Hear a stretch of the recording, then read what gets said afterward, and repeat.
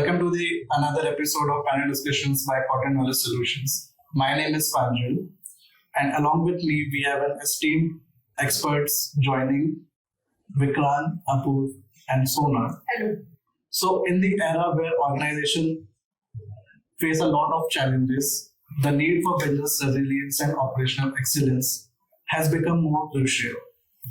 As organizations struggle to optimize their processes, identify inefficiencies, and make data-driven decisions, process mining and task mining has emerged as an essential tool.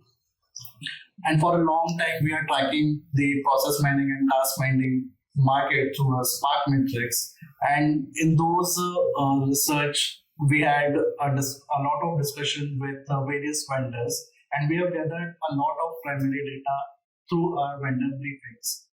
Based on various briefings with the vendor, we have come across for a panel discussion on advancement in process mining and task mining for driving business resilience.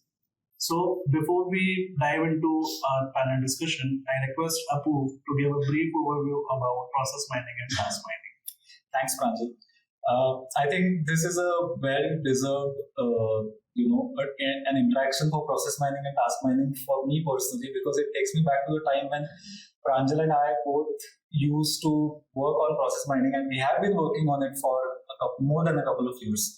To give you an analogy, I think what we can say is process mining is like the umbrella topic, and task mining is more like a child topic that comes under process mining. After a lot of research for multiple years, what we have found out is that process mining is basically process mining involves understanding in depth of different kinds of processes, how these processes are derived, analysis of those processes through extraction of data from event logs, right? What happens is, because of this analysis, I feel the process efficiencies, the inefficiencies, the associated bottlenecks, and overall analysis of the processes can be done on an end-to-end basis.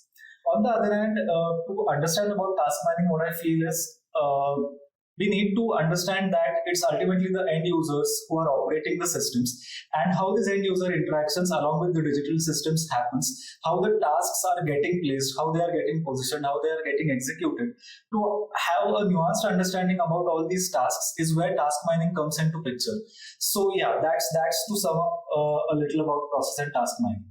Thank you, Apoorva, for providing us the overview. So what I can infer that process mining gives the macro level view of the end-to-end processes, while task mining gives the micro level view of the processes. So basically, process mining and task mining are not different mining techniques. They complement each other.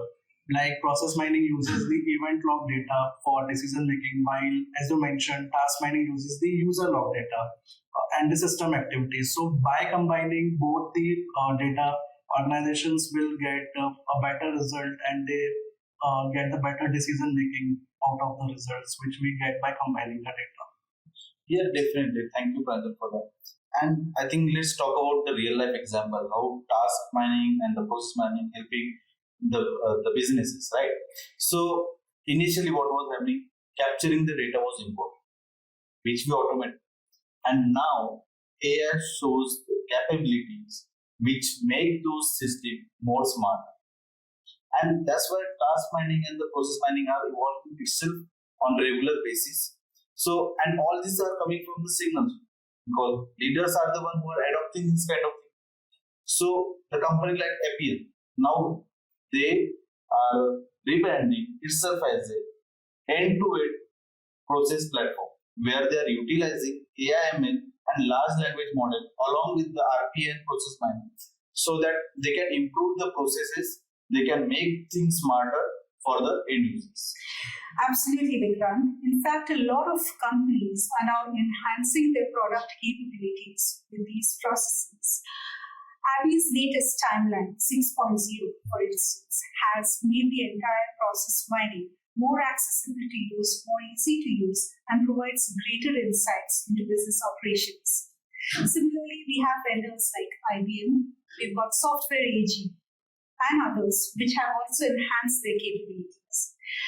If you have to link this to some real-world examples, we have a healthcare service company which has recently partnered with SCAN to revamp its entire claim operations processes. So, using SCAN's process discovery capability, this has helped the company provide a comprehensive end-to-end view of the claims operations process. Not just this, but it has also used the task mining to look at those bottlenecks, to identify what are the process variants and those potential areas of automation which can help the company optimize its operations and hence enhance the customer satisfaction. Thank you, Sona and Vikrant, for providing the real-time examples of these solutions. So I think process mining and task mining are definitely revamping the market. So there are various advancement and trends going in the market. So let's talk about more on that. So Apu, do you have any points? Wonderful. So before we dive into the trends, a very interesting point mentioned here that about RPA. So I want to specially mention that because I've been dabbling into or I've been extensively researching into RPA for multiple years, and the way that entire scenario has transformed, it's stupendous to say the least, right? Earlier it was more of a standalone platform kind of an offering, and now majority of the leading vendors, it could be UiPath, it could be Appian, it could be numerous others, right? Everyone mentions task mining at least as a significant capability, if not as a predominant core capability, right?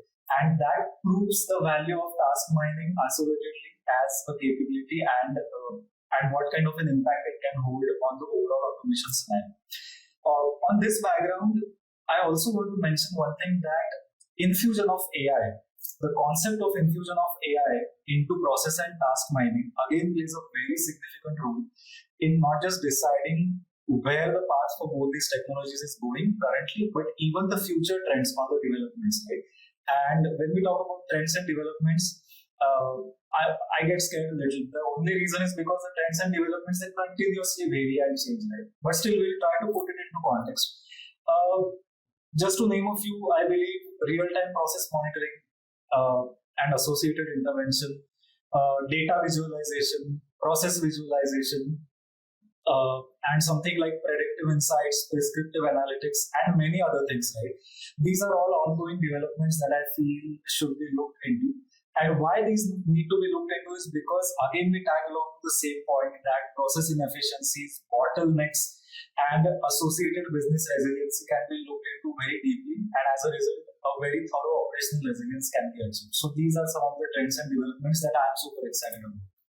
Thank you, Apoorva. So adding to your points, there are some other trends which are happening in the market. So the biggest trend which we see in the process mining market is object-centric process mining. So earlier in traditional process mining solution, we get the X-ray of the processes. It's a two-dimensional process view.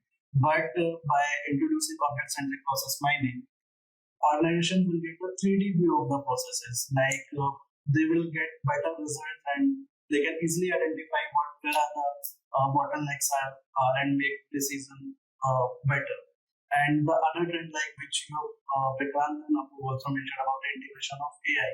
So we are hearing a lot about generative AI in these days. So process mining vendors are also integrating generative AI in their solution. So what it will help? So the non-technical users will simply interact with the solution in natural language. They can simply give a prompt that I wanted to see where are the bottlenecks. So the solution gives them a dashboard where they can easily see where are the bottlenecks are. Right. And as we move ahead, definitely the task mining and the process mining industry will be more exciting.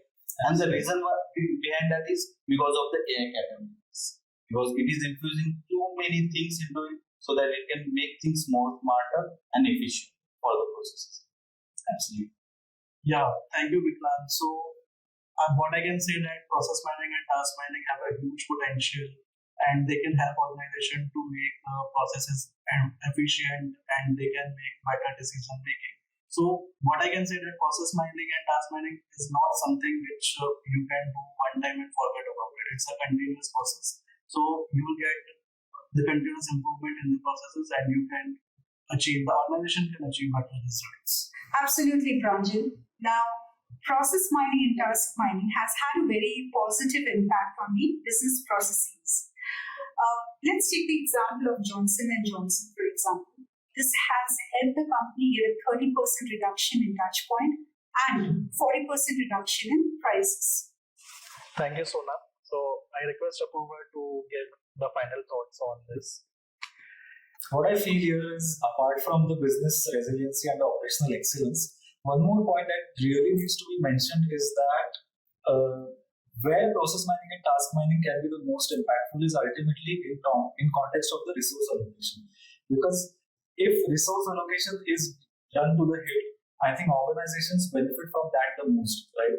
If the input cost for the organization reduces, it obviously adds more to the efficiency of the organization. And I think, because as I always discuss even with my teams, the most important thing here is that pain point identification, right? Any technology always tries to solve some pain point. Without a pain point, without something to improve upon, any technology would be redundant. And I think the one point where process mining will impact the most is basically resource allocation.